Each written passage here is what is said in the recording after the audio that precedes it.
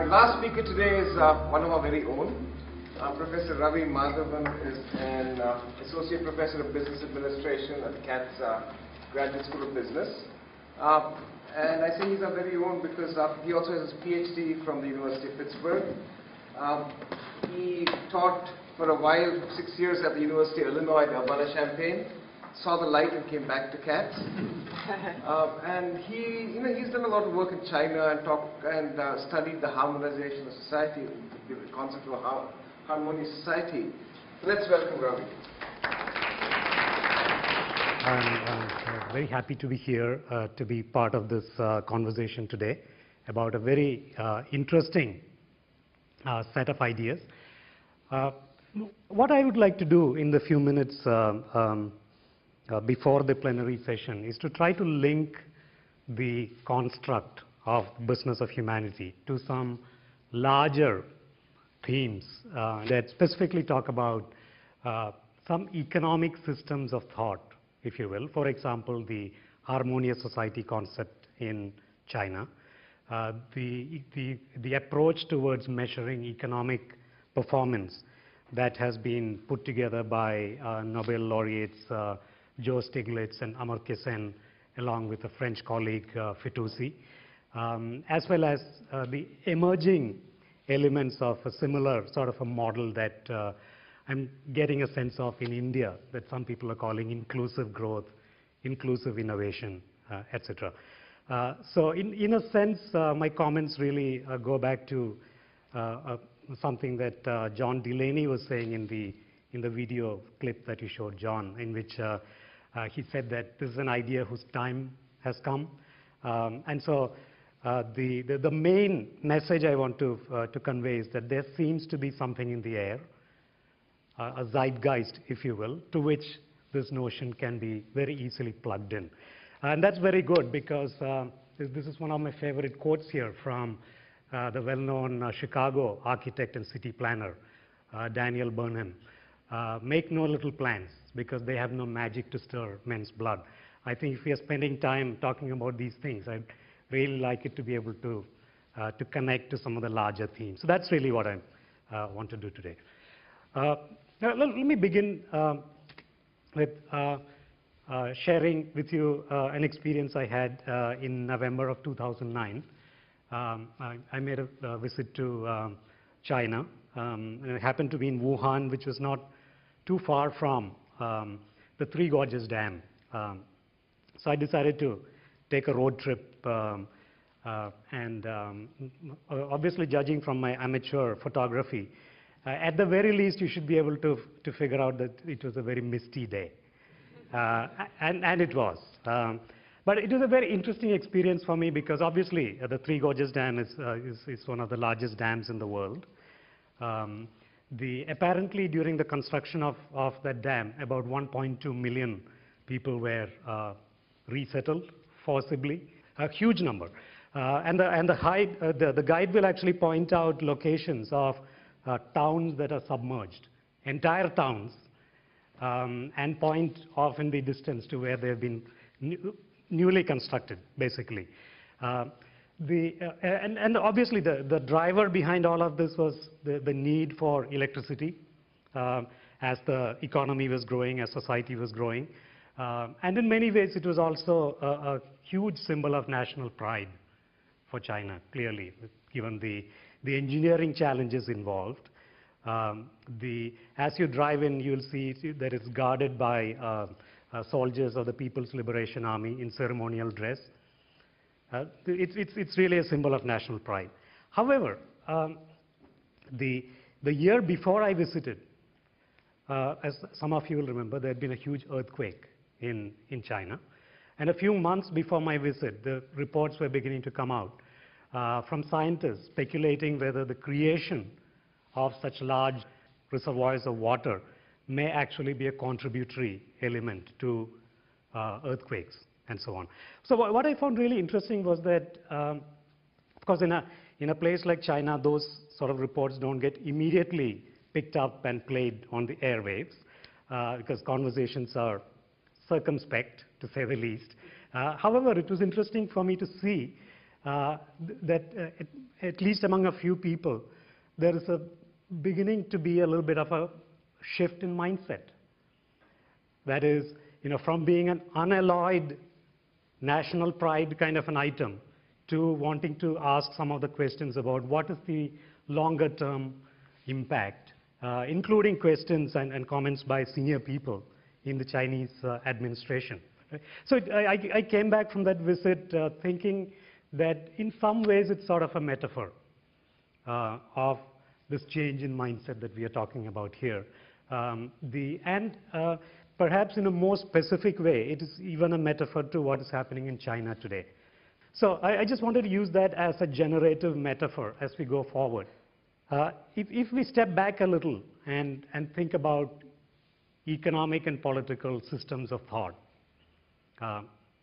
let's throw our minds back to the days before the fall of the Berlin Wall. What were the major economic systems in the world? There was capitalism in this corner, and there was socialism in that corner, right? Socialism/communism. And in many ways, the struggle for competition or struggle for existence between those two, in a sense, I believe, kept both those systems in a fairly steady state. The argument I'm making here is that maybe now that the existential threat has been removed, i.e., clearly that battle was won by capitalism.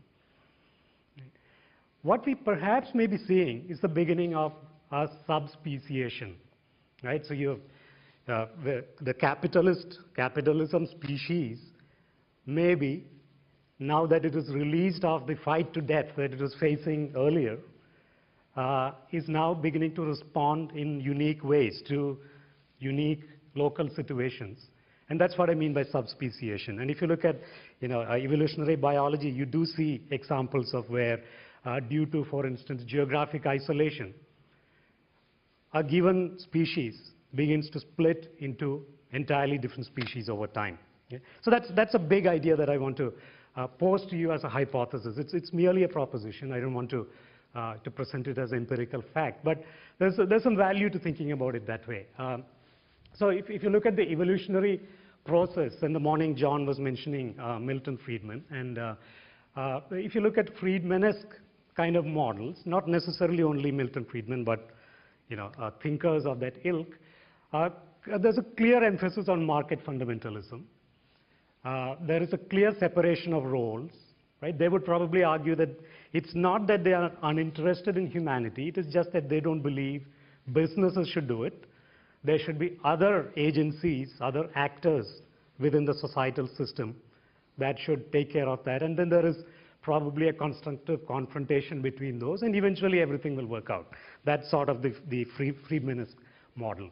On the other hand, of course, over the last couple of decades, there's been a much greater understanding and acceptance within scholars as well as practitioners of economics and business of factors like bounded rationality, the idea that however hard we try, the human mind has certain limitations, so we can never come up with the best solution through purely computational means in the head. The role of institutions, right? The very important factor of market failure, that markets, while extremely efficient in certain sorts of situations, they're often, and there's very well-developed economic systems or theories that deal with this. In fact, the most recent Nobel Prize, one of the winners was Oliver Williamson, who developed one branch of that dealing with market failure. The importance of institutional history, the idea that different countries, different systems have their own developmental paths, and it's not a good strategy to say we want to be them.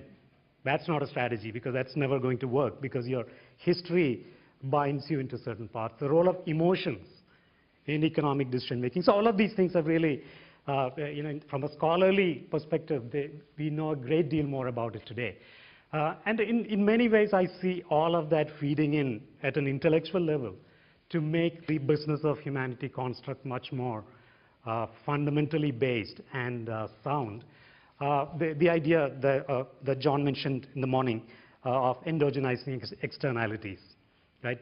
A lot of our pricing systems, a lot of the ways in which our markets work, they work precisely because we choose not to include certain costs, i.e. we treat them as externalities. And one of the things that we are talking about today, and for which tools are being developed by economists, even by those who may not identify with the business of humanity construct, allows us to begin doing some of these things now.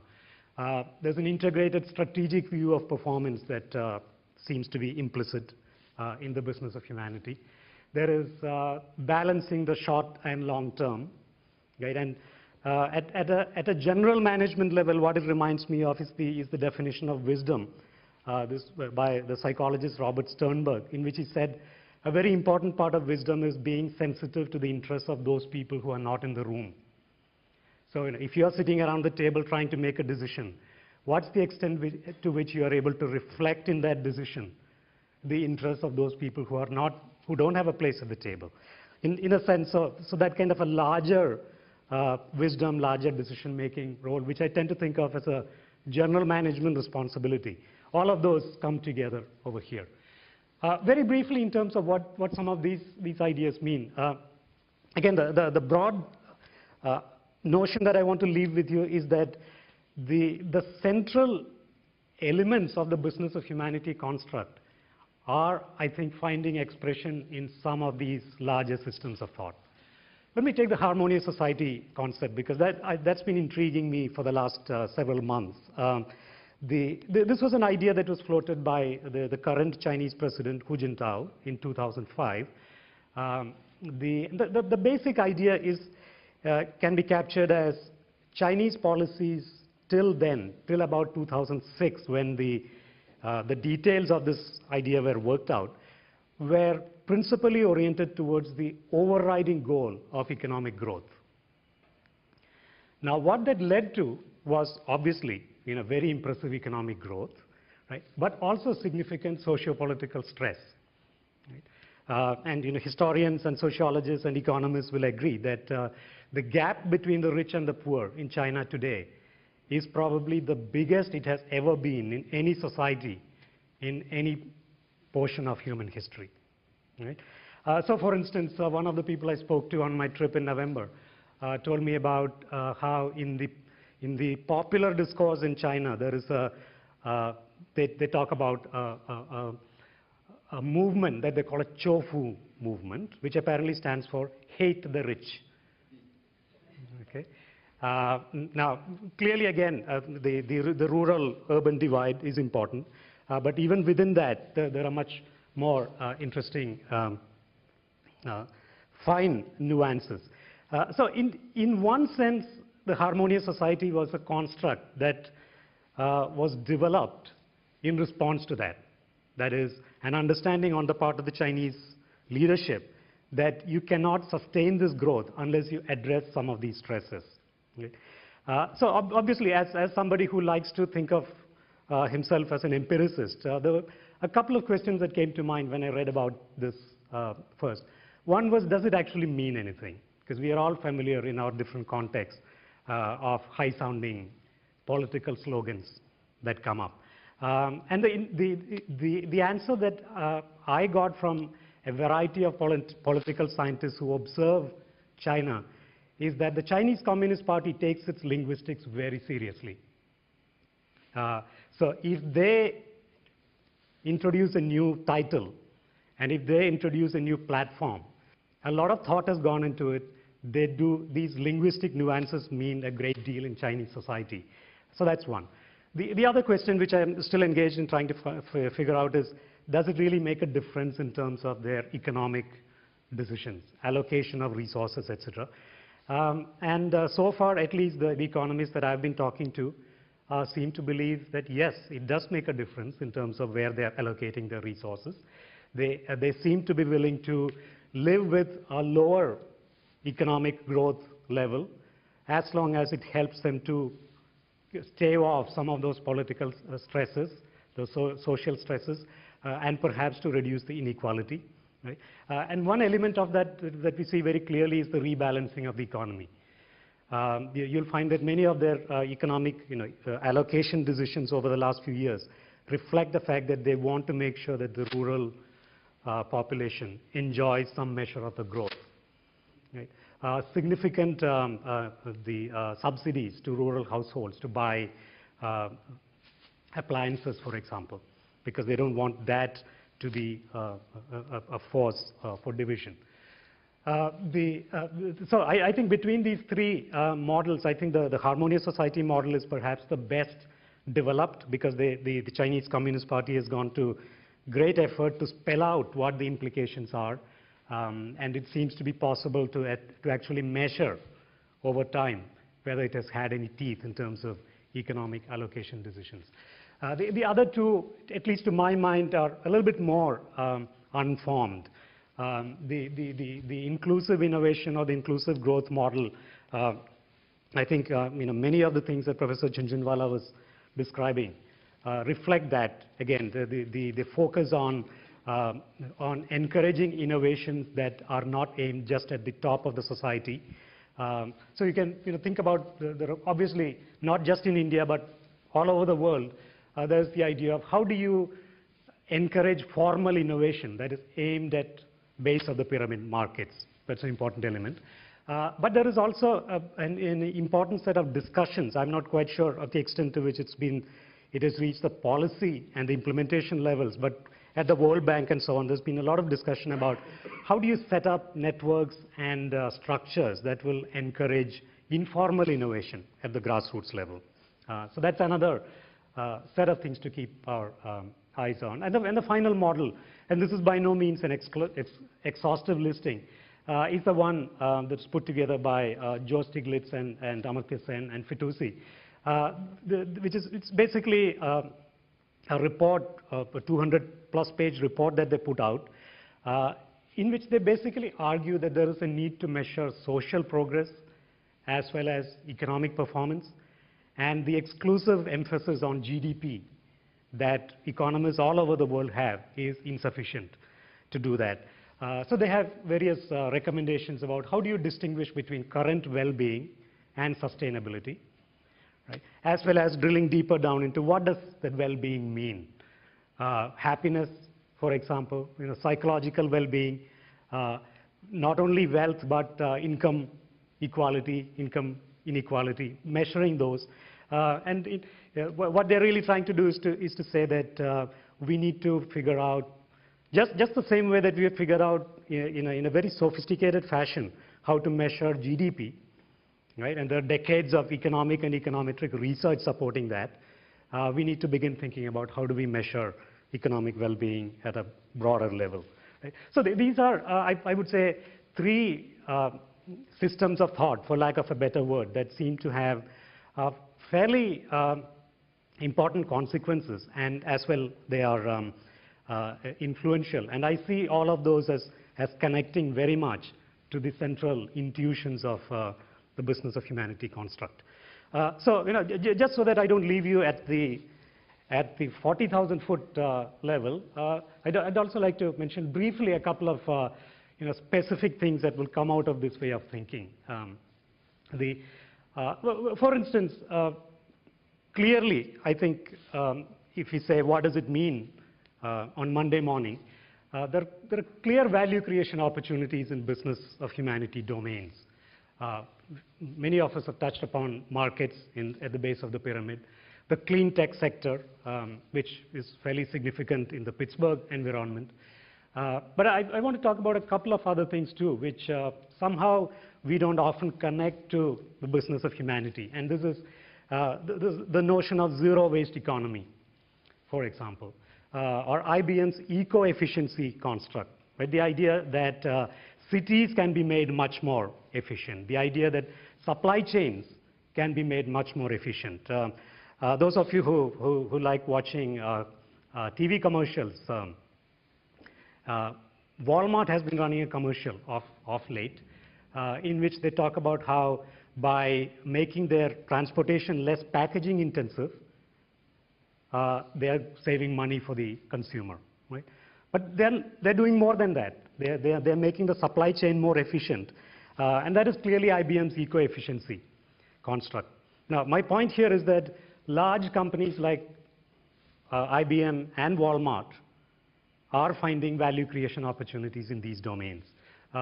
Probably, an area where the Business of Humanity initiative and the supply chain initiative of our school should overlap. Okay. And another important area is business decision models. Right? Social entrepreneurship is an example. The social venture capital idea, the Acumen Fund interview that will be on our website. It's a very interesting example of where somebody is taking the rigorous venture capital model from Silicon Valley and applying it not to enterprises like Google and Google wannabes, but to operations that put in pay toilets in Nigeria. Okay? So, taking the best of business decision making and applying that and helping to make the non-market sector or the civil sector, more broadly defined, more disciplined and efficient. And the final thing I want to touch upon is this idea of models of growth. And I was really intrigued by Professor Jhunjhunwala's second dilemma, because I do think that's a really big issue. And at the risk of being a little bit provocative, let me say that our current conceptions of development are predicated on being able to keep 3/4 of humanity out. Okay? That is, as long as we could ensure, and I'm not saying that anybody was sitting there trying to ensure it, but our models of development are based on an assumption that we will not have more than a small number of human beings involved in that model.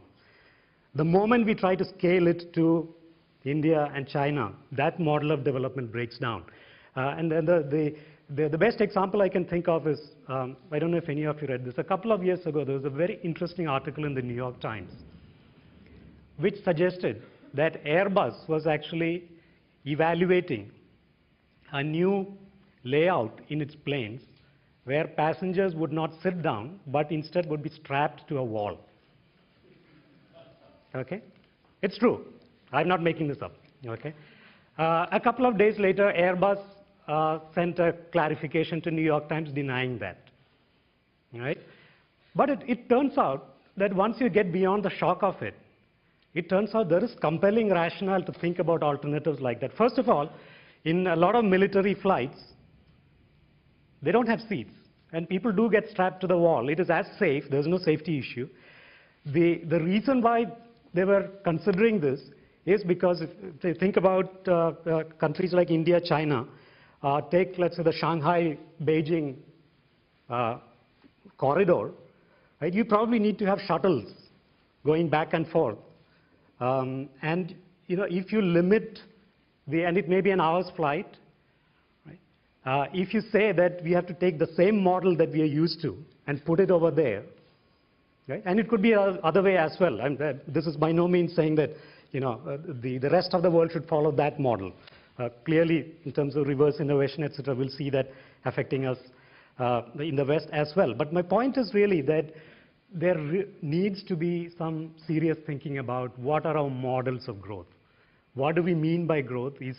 And how do we get away from the overconsumption model? And how do we modify it? And it's not just an engineering challenge, although that is a big challenge. It's much more a social challenge. Because I remember when I was growing up, I used to read some of the writings of an economist called Schumacher. Small is beautiful. And he had this idea of appropriate technology. And it was a very controversial topic because a lot of people in India at the time that I was growing up there thought that that was a way for a Western economist to say, you developing countries, you should use the simple technologies. But so, there are social challenges there. But I think the puzzle is, I think, a very important puzzle, whether it's in architecture, in engineering, in product design, etc. And of course, there are various educational implications that I'm sure we'll get to in our discussion. So I'm not going to spend time on that. So with that, let me stop here. Thank you.